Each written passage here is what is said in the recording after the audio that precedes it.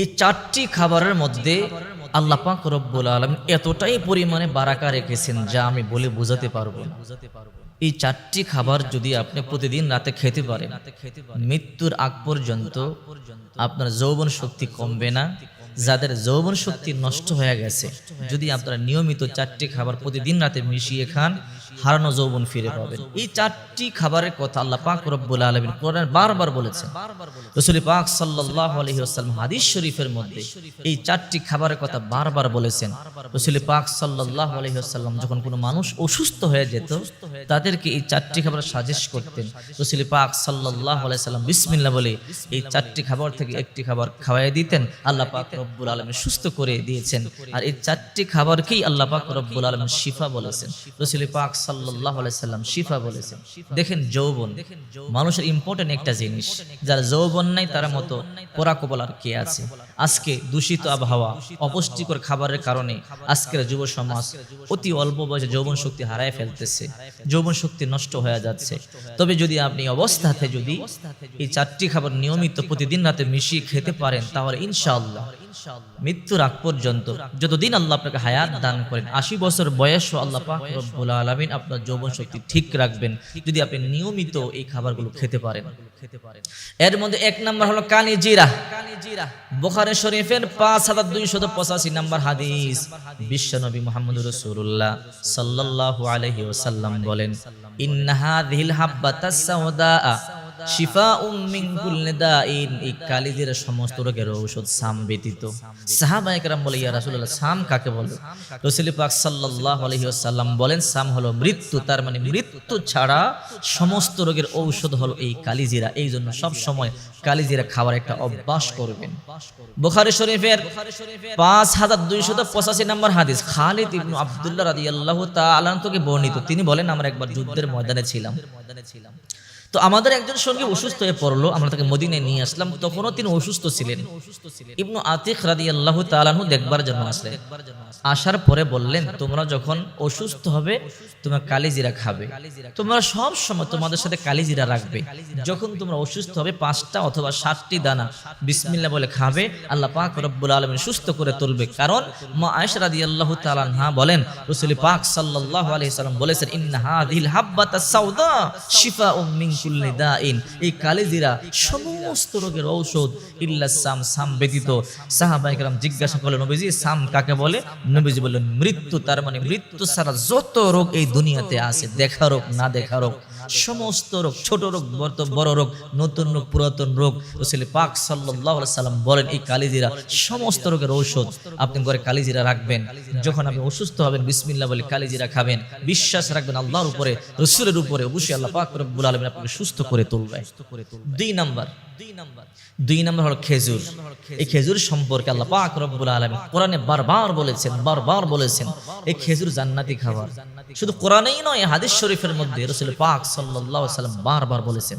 সূরা মারইয়ামের 23 নম্বর আয়াত দেখেন, ফাআজাআহাল মাখাদু ইলা জিদঈন নাখলাতি ক্বালাত ইয়া লাইতানি মিতু ক্বাবলা হাযা ওয়া কুনতু নাসিয়াম মানসিয়া ফানাদাহা মিন তাহতিহা আল্লা তাহজানি ক্বাদ জাআলা রাব্বুকি তাহতাকি সারিয়া ওয়া হুজ্জি ইলাইকি বিজিদঈন নাখলাতি তুসাকিত আলাইকি রুতুবান জানিয়া।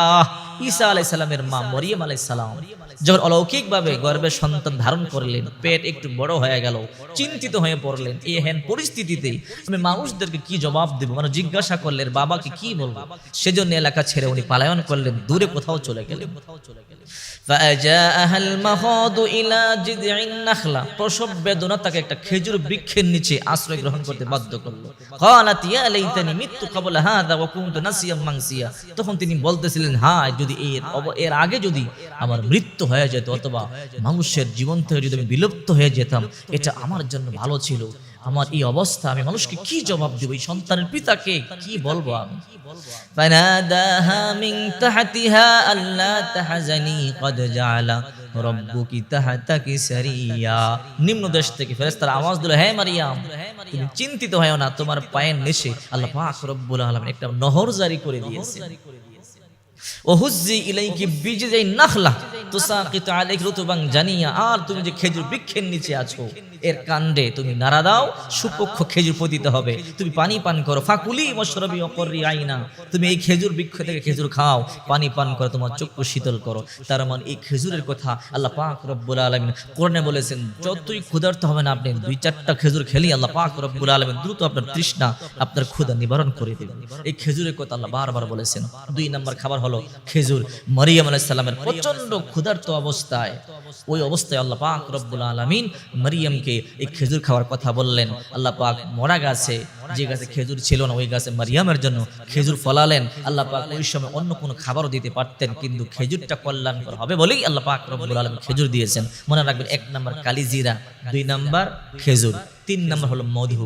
মধুর ব্যাপারে সূরা নাহালের 68-69 নম্বর আয়াতে আল্লাহ পাক রব্বুল আলামিন বলেছেন, ওয়া আওহা রাব্বুকা ইলান নাহলি আন ইত্তাখিযি মিনাল জিবালি বুয়ুতা ওয়া মিনাশ শাজারি ওয়া মিম্মা ইয়া'রিশুন সুম্মা কুলি মিন কুল্লিস সামারাতি ফাসলুকি সুবুলা রাব্বিকা যুলুলা। আল্লাহ পাক রব্বুল আলামিন মৌমাছির অন্তরে একথা গেঁথে দিলেন, তুমি 3টা জায়গায় বাসা বাঁধবে, তুমি পাহাড়ে বাসা বাঁধবে, তারপরে জঙ্গলার গাছে বাসা বাঁধবে, ঘরের কোণে বাসা বাঁধবে। কারণ মানুষ 3 জায়গায় বসবাস করে, কেউ কেউ বসবাস করে শহরে, কেউ কেউ বসবাস করে পাহাড়ি এলাকায়, কেউ কেউ বসবাস করে গ্রাম এলাকায়। এই জন্য আল্লাহ পাক রব্বুল আলামিন মৌমাছিকে বললেন, 3 জায়গায় বাসা বাঁধো, যেন আমার 3 শ্রেণীর মানুষ মধু খেতে পারে। কারণ এই মধুর মধ্যে আল্লাহ পাক রব্বুল আলামিন শিফা রেখেছেন। সুম্মা কুলি মিন কুল্লিস সামারাতি ফাসলুকি সুবুলা রাব্বিকা যুলুলা ইয়াখরুজু মিন বুতুনিহা শারাবুন মুখতালিফুন আলওয়ানুহু ফীহি শিফাউন লিন্নাস। এই যে মধুর ভিতর থেকে যে রং বিরঙের পানিগুলো বের হয়, শারাবুন মুখতালিফুন আলওয়ানুহু ফীহি শিফাউন লিন্নাস, এগুলো মানুষের জন্য রোগের প্রতিষেধক। এই জন্য আল্লাহ পাক রব্বুল আলামিন মৌমাছিকে বললেন, তুমি 3টা জায়গায় বাসা বাঁধবে। কারণ যদি শুধু ঘরের কোণে বাসা বাঁধে, বিল্ডিং এর কোণে বাসা বাঁধে, গ্রামের মানুষগুলো মধু খেতে পারবে না। আবার যদি শুধু গ্রাম এলাকার গাছগাছালিতে বাসা বাঁধে, শহরের মানুষগুলো মধু খেতে পারবে না। আবার যদি শুধু পাহাড়ি এলাকায় বাসা বাঁধে, শুধু পাহাড়ি এলাকার লোকজন খেতে পারবে, শহরি এলাকার লোকজন খেতে পারবে না। এই জন্য আল্লাহ পাক রব্বুল আলামিন 3 জায়গায় বাসা বেঁধে পৃথিবীর সমস্ত মানুষকে মধু খাওয়া সহজ করে দিয়েছে। এই জন্য রব্বুল আলামিন এই মধু সম্পর্কে বলেন, তোমরা মধু পান করো বেশি বেশি, কারণ এই মধুর মধ্যে শিফা রয়েছে। বিশ্বনবী মুহাম্মদ রাসূলুল্লাহ সাল্লাল্লাহু আলাইহি ওয়াসাল্লাম বলেন, যদি তোমরা দৈনিক সকালবেলা 1 চামচ মধু খেতে পারো, এটা ভালো। না পারলে মাসে 3 দিন মধু খাবে। 3 দিন যদি মাসে তোমরা মধু খেতে পারো, দুনিয়াতে যত নতুন নতুন রোগ আগমন করে, নতুন রোগ আসে না, করোনা আসে, কত রকমের মহামারী আসে। রাসূল পাক সাল্লাল্লাহু আলাইহি ওয়াসাল্লাম বলেন, যত প্রকারের রোগ দুনিয়ার মধ্যে আসবে, সমস্ত রোগ থেকে আল্লাহ তোমাদেরকে হেফাজত করবে এই মধু। 4 নম্বর হলো দুধ। দুধের কথা আল্লাহ পাক রব্বুল আলামিন কোরআনে বারবার বলেছেন, এই দুধ জান্নাতি খাবার। আমরা জানি আমাদের যখন আমরা অসুস্থ হই, দুর্বল হই, আমাদের হাড়ের ক্ষয় হয়ে যায়, ডক্টররা আমাদেরকে সাজেস্ট করেন মধু খাবারের জন্য। এই মধুর কথা বেশি বলার প্রয়োজন নেই, যেহেতু আমরা এই দুধের কথা আমরা সবাই জানি। এই দুধের নহর আল্লাহ পাক রব্বুল আলামিন জান্নাত আমাদেরকে দান করবেন। তো প্রতিদিন রাত্রিবেলা এই কিছু কালিজিরা, কিছু মধু, কয়েকটা খেজুর এবং এগুলোকে ভালো করে পিষে, সুন্দর করে পিষে 1 গ্লাস দুধের মধ্যে মিক্স করে রাতের বেলা যদি আপনি এই গরম দুধটুকুন আপনি পান করতে পারেন, প্রতিদিন রাত্রে যদি আপনি এইগুলো পান করেন, ইনশাআল্লাহ দেখবেন আপনার দেহের দুর্বলতা দূর হয়ে যাবে, দেহের ক্ষয়রোগ দূর হয়ে যাবে, চোখের জ্যোতি যাদের কমে যায়, জ্যোতি আস্তে আস্তে বেড়ে যাবে। এরপরে দেহের মধ্যে যেই রোগ প্রতিরোধ ক্ষমতা আছে ওটা আস্তে আস্তে বৃদ্ধি পাবে, এবং যৌবন শক্তি, যতদিন আপনি দুনিয়ার মধ্যে বেঁচে থাকবেন ইনশাআল্লাহ নষ্ট হবে না, ততদিন পর্যন্ত আল্লাহ পাক রব্বুল আলামিন আপনার এই যৌবন শক্তি ঠিক রাখবে। যৌবনের দাম আল্লাহর কাছে অনেক বেশি, কারণ বৃদ্ধকাল ইবাদত থেকে যৌবন ইবাদত আল্লাহর দরবারে অনেক বেশি প্রিয়। এই জন্য রাসূল পাক সাল্লাল্লাহু আলাইহি ওয়াসাল্লাম কিয়ামতের ময়দানে জিজ্ঞাসা করবে, যৌবনকাল কিভাবে তুমি কাটিয়েছো? যৌবনকাল কি করেছো? যৌবন কোথায় নষ্ট করেছো?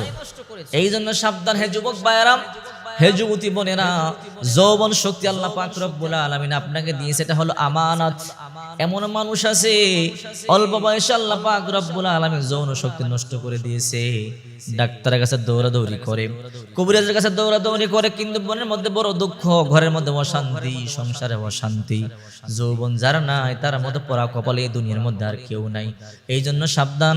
রাসূল পাক সাল্লাল্লাহু আলাইহি ওয়াসাল্লাম বলেন, এই চারটি খাবার তোমরা সব সময় খাবে। এই চারটি খাবারের মধ্যে প্রচুর শক্তি রয়েছে।